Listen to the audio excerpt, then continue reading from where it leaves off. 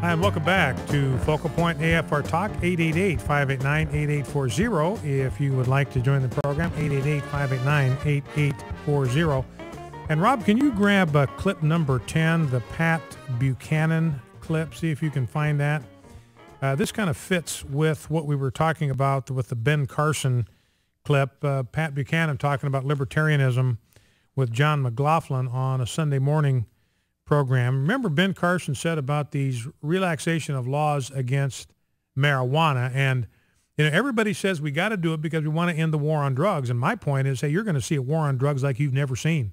Colorado is going to not going to want to let people sell this stuff on the street because they're losing the tax revenue, and it's a huge tax bite. It's 25%, 15% at the wholesale level and 10% at the retail level. It's a huge tax bite, and so it's going to jack the cost of pot up in these legal shops. People aren't going to want to pay that when they find out they can buy it around the corner in an alley and they don't have to pay the 25%, the $100 tax on an ounce of marijuana. That's where they're going to go. I mean, there's no question about it. So you're going to have a war on drugs like you've never seen before because now the state has got a vested interest. So anyway, here is Pat Buchanan being asked about this, and it's a similar thing to what Ben Carson said. It's an indication, Pat Buchanan says, of a general cultural drift. Let's listen. Is the era of pot prohibition coming to an end? Or are Colorado and Washington on a collision course with the federal government, Pat Buchanan? I think it is, to a degree, coming to an end, which means there are going to be more potheads and more high school dropouts and more automobile accidents involving marijuana, John. But there's no doubt there's a real trend in this country, a deeply libertarian trend. On the left, it favors same-sex marriage and gambling, even prostitution, legalization of all of these things, which used to be considered vices. And because of the revenue involved and because of the beliefs of individuals should have autonomy. And on the right, there's a libertarianism as well, where everybody's got to have his AR-15 rifle and its 30-round clip. But this is the sentiment in the country, I think, sort of the decline of community and the rise of the idea of the autonomous and privileged self. And this is a trend, and it's going to continue. Now, I think Pat Buchanan is right when he talks about the libertarianism on the left. When he talks about individuals having AR-15s and a 30-round clip, there's nothing libertarian about that. That's just constitutional self-defense. So I don't know why he comes out saying that's an example of libertarianism. That isn't. People have been packing rifles. I mean, that's how we won the war with the Crown of England, Pat. That's why we got a Second Amendment to protect the right of the people to have weapons for self-defense. And in fact, you might have read this. A judge in Illinois said that Chicago cannot ban the sale of firearms in the city. Illinois, or Chicago had, I mean, that's the murder capital of the United States virtually. And they had a ban on handguns, couldn't even own one. Well, the Supreme Court said you can't do that. You got to let people own them. So Chicago said, fine, we'll let people own them. We're just not going to let anybody buy them or sell them in the city. And the judge says, no, you can't do that.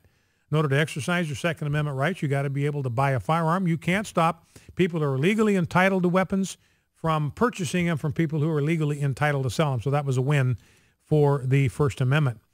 And Pat Buchanan talked about gambling being another one of these instances of libertarianism, and that's on the left and the right. You got a lot of people that are conservatives that call themselves conservatives, and they're for gambling. I got a story in the stack. I won't bother to look it up, but it's from Italy.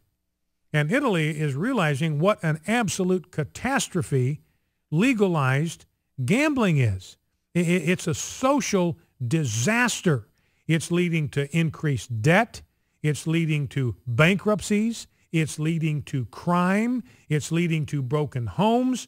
So they've realized that this move to gambling, all for the hope of revenue, I mean, that's exactly what God is prohibiting in the 10th commandment. Why are these governments doing it? It's greed.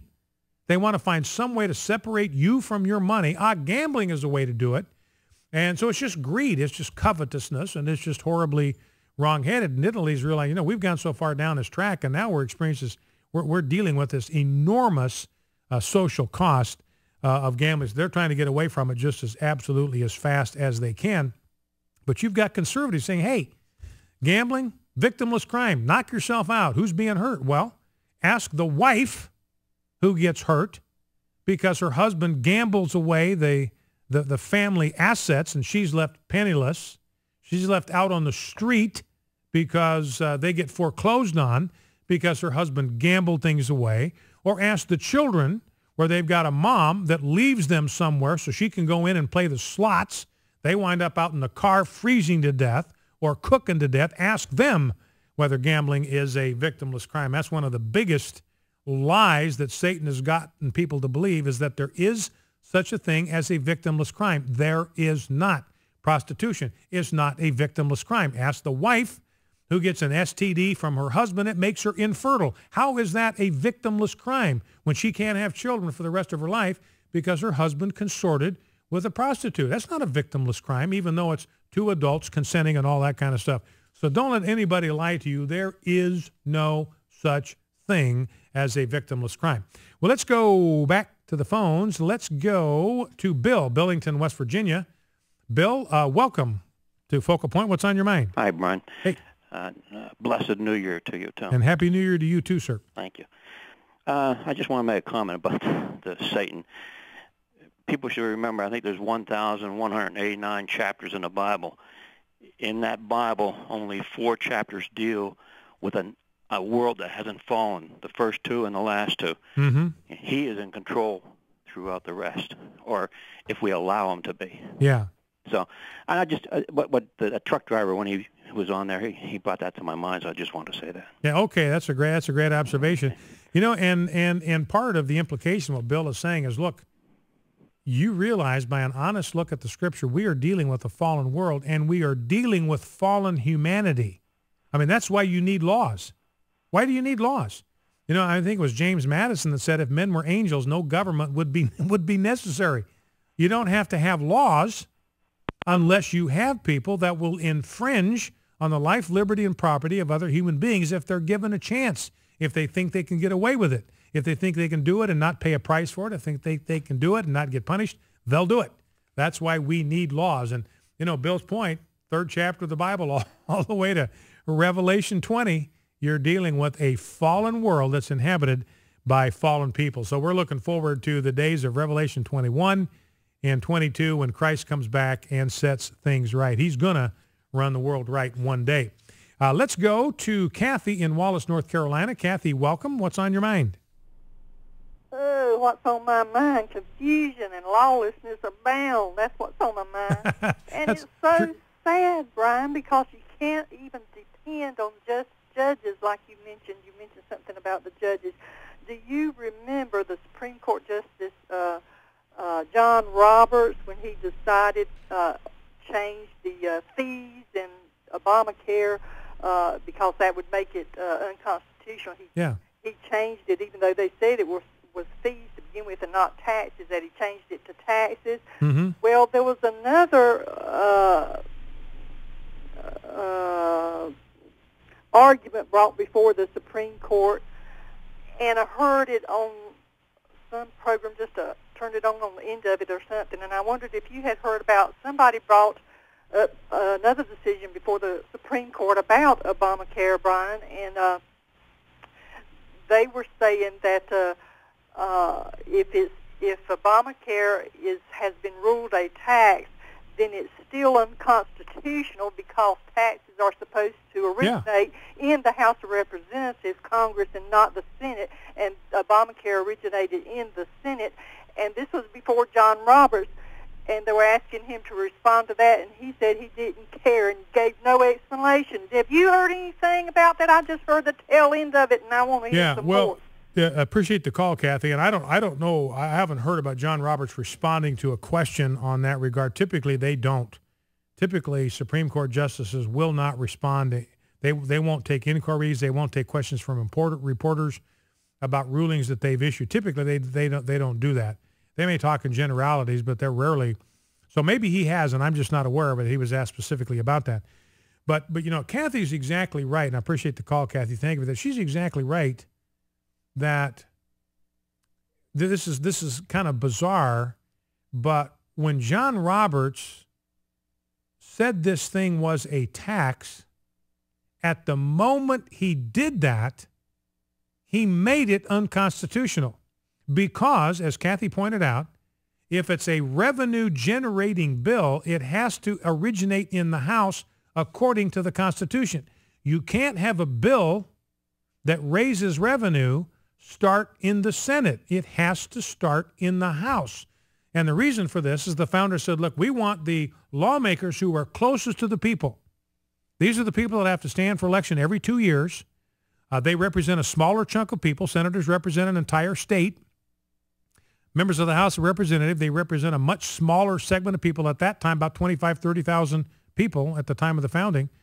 If we're going to raise taxes on people, we want it to be done by the people that are closest to the people, because they're going to be the ones who are going to be the most careful, because they got to stand for re-election every 2 years. They've got people that follow them and know who they are and know how they vote, and they're answerable and accountable to those people. Well, the Obamacare started in the Senate. It started in the Senate. Now, I mean, it was unconstitutional to begin with, but when it comes to the tax part, you could make the case that if it's not a tax, you could at least make an argument that it was constitutional. But when John Roberts said it's constitutional because it's a tax, when John Roberts did that, and he was just clueless. I mean, you talk about the ineptitude that he showed in this. When John Roberts said this is constitutional because it's a tax, he made it unconstitutional at the very moment he uttered those words, because the Constitution does not allow the Senate to originate a bill that results in a tax increase. So it's just a bizarre thing. As John Roberts, what he should have said is, if he decided this thing was a tax, which it clearly wasn't, he was just engaging in judicial activism, shameless judicial activism, enormous disappointment to everybody, because I had such high regard for John Roberts before he issued that ruling, and now I've got no respect for him as a jurist whatsoever. I mean, whatever credibility he had in my eyes is gone. I mean, I still respect the office that he holds, but I have no respect for his conduct as a jurist. In fact, the more respect you have for the office of the presidency or the Chief Justice, the more respect you have for the office, the quicker you should be to criticize the conduct of somebody who tarnishes that office. Why do you criticize somebody who tarnishes the office? Because of the respect that you have for the office and its role and its proper function. So anyway, what John Roberts should have done, he should have said this is a tax and therefore it is unconstitutional because the tax bill can't start in the Senate, but he didn't do it, and we are stuck with the results. Focal Point AFR Talk, 888-589-8840. Back in 2.